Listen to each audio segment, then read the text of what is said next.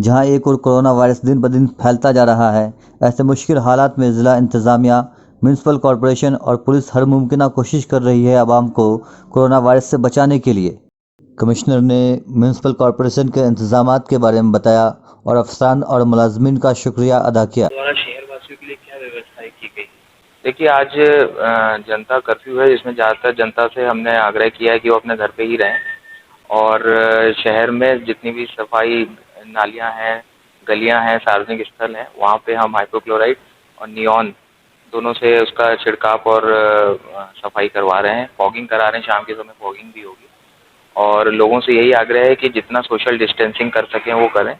और अपने नियमित रूप से साबुन से और सैनिटाइज़र से हाथ साफ करें। सर, आज एक तरफ कोरोना वायरस को लेकर पूरे देश में कर्फ्यू जैसे हालात है और सारी सड़कें कर्फ्यू जैसे हालात है, लेकिन फिर भी सर शहर की सड़कों पर नगर निगम के कर्मचारी काम करते हुए, दवाई छिड़कते हुए नजर आ रहे हैं। सर, उन कर्मचारी के लिए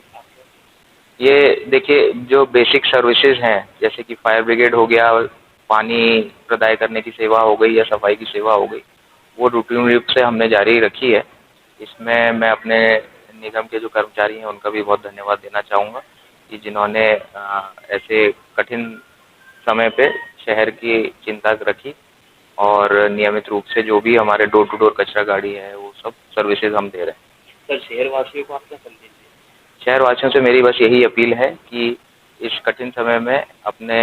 और अपने परिवार वालों का ख्याल रखें, सफाई बरतें, नियमित रूप से साबुन और सैनिटाइज़र से अपने हाथ साफ रखें और सोशल डिस्टेंसिंग, एक दूसरे से जब भी संपर्क में आए तो दूर से बात करें, उसका एक प्रोटोकॉल फॉलो करें जिससे कि आप और आपके परिवार वाले सुरक्षित रहें।